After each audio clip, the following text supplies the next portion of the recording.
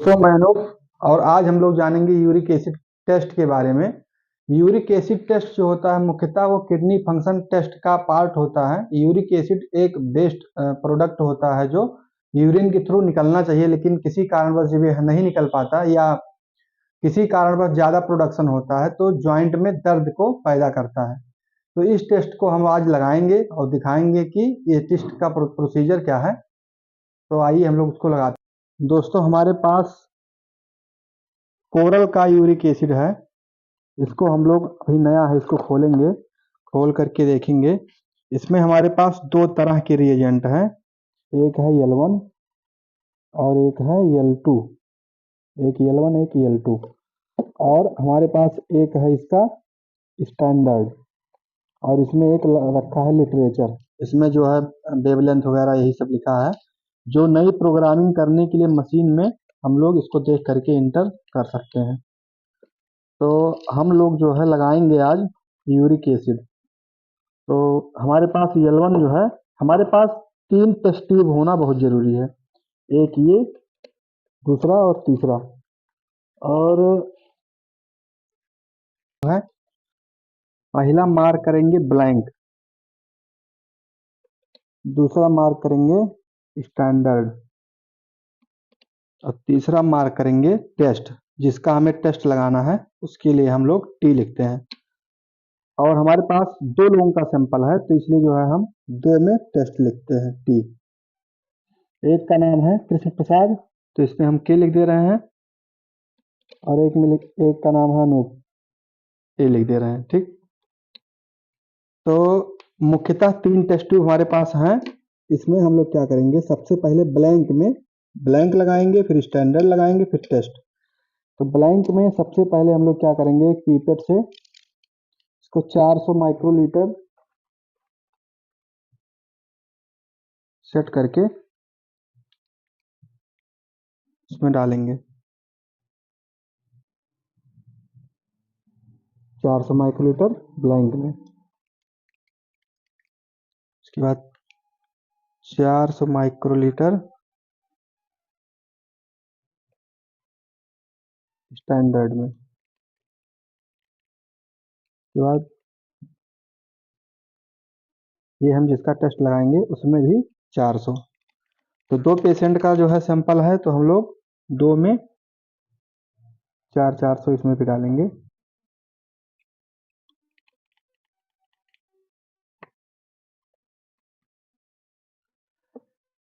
उसके बाद इसमें ब्लैंक वाले में हम लोग 400 जो है इसमें डाले, 400 माइक्रोलीटर। उसके बाद L2 जो है ये 100 माइक्रोलीटर हम लोग डालेंगे।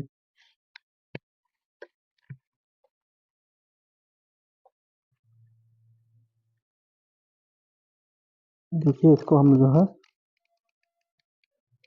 100 कर ले रहे हैं, और हम ब्लैंक वाले में हमने 100 डाला,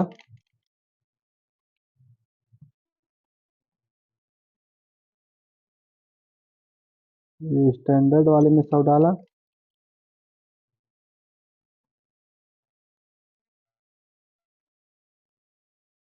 और ये हमने टेस्ट वाले में 100 डाला।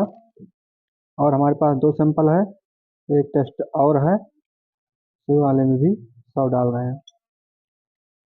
अभी हमारा जो है रॉ मटेरियल जो है तैयार हो चुका है। हमारे पास 2 रिएजेंट थे, L1 और L2। 400 माइक्रोलीटर हमने L1 लिया और 100 माइक्रोलीटर जो है L2 लिया। ये हमारा तैयार हो चुका है। अब इसमें ब्लैंक वाले में हम लोग 10 माइक्रोलीटर डालेंगे डिस्टिल वाटर। ब्लैंक वाले में 10 माइक्रोलीटर डिस्टिल वाटर, ये डिस्टिल वाटर है। डिस्टिल वाटर जो है 10 माइक्रोलीटर में हमने डाला, मिक्स कर दिया। उसके बाद ब्लैंक वाले में डिस्टिल वाटर डाला। स्टैंडर्ड वाले में जो ये तीसरा था, इसको हम लोग डालेंगे स्टैंडर्ड के लिए। यूरिक एसिड का ये स्टैंडर्ड है, जिससे जो है कंसंट्रेशन इसका फिक्स होता है। इसको पहले खोलेंगे, ढक्कन में गिराने के बाद जो है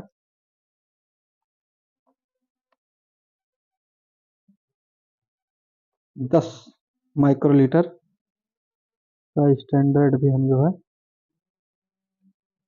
स्टैंडर्ड वाले में 10 माइक्रोलीटर ये डाल दिए। उसके बाद रही बात टेस्ट की, तो फिर टेस्ट वाले में हम लोग जो है पेशेंट का सीरम डालेंगे। अब ये जो है अनूप कुमार के नाम से है, तो ये हम लोग उठाएंगे 10 माइक्रोलीटर सीरम। अब ये इनका टेस्ट है, तो इसके सामने हमने रखा हुआ है, इस पे जो है 10 माइक्रोलीटर सैंपल डाल दिए। उसके बाद दूसरा जो सैंपल है हमारे पास कृष्णा प्रसाद के नाम से, तो इसमें भी जो है 10 माइक्रोलीटर सैंपल हम इसमें डाल दे रहे हैं। इसको मिक्स कर देंगे। उसके बाद इसको हम लोग 5 मिनट के लिए को छोड़ देंगे। 5 मिनट बाद इसकी रीडिंग हम मशीन पे जो है लेंगे। तो हमने देखा कि 400 माइक्रोलीटर L1 लिया, 100 माइक्रोलीटर L2 लिया, सभी में हमने बराबर बराबर डाल दिया। ब्लैंक वाले में हमने जो है 10 माइक्रोलीटर वाटर डाला, स्टैंडर्ड वाले में 10 माइक्रोलीटर हमने स्टैंडर्ड डाला, ये छोटा वाला, और टेस्ट वाले में पेशेंट का सीरम 10 माइक्रोलीटर और इनका भी जो है 10 माइक्रोलीटर, दो सैंपल हमारे पास 10 माइक्रोलीटर डाल दिए। 5 मिनट बाद इसको हम मशीन पे रीडिंग लेंगे कि कितनी इसकी वैल्यू आती है, कितना इसका फैक्टर होना चाहिए। तो 5 मिनट बाद जो है हम इसको देखते हैं। फिर सबसे पहले हम मशीन पे आते हैं, तो हम पहले मशीन पे इसको वॉश करेंगे। इसको वॉश करने के बाद हमारे पास मिस्पा वीवा एगापे की मशीन है, इसमें यूरिक एसिड पे हम गए। यूरिक एसिड पे जाने के बाद बोल रहा है एस्पायरेट वाटर, वाटर हम एस्पायरेट कर रहे हैं।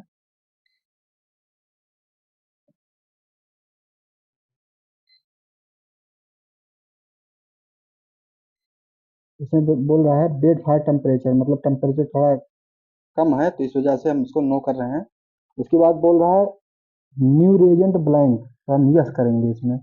यस करने के बाद जो अभी हमने तैयार किया था ब्लैंक के लिए, इसको हम लोग मिलाएंगे। इसमें लिखा है एक्सपायरेट रिएजेंट, वही ब्लैंक के लिए। इसमें जो है हमने एक्सपायरेट करवा दिया।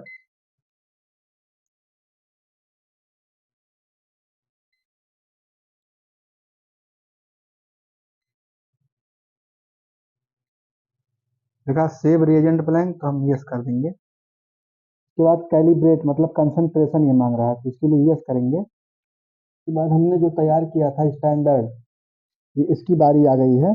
अब इसको हम लोग जो है एक्सपायरेट करेंगे।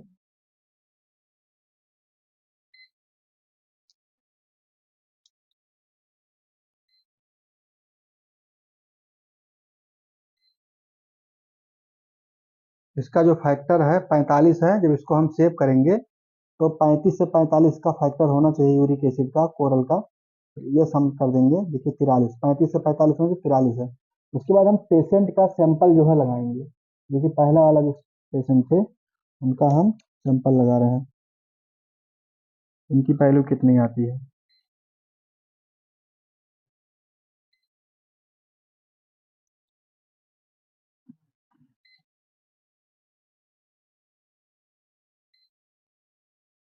6.45। और एक हमारे पास सैंपल और है, ये भी हम लगा के देखते हैं कि ना।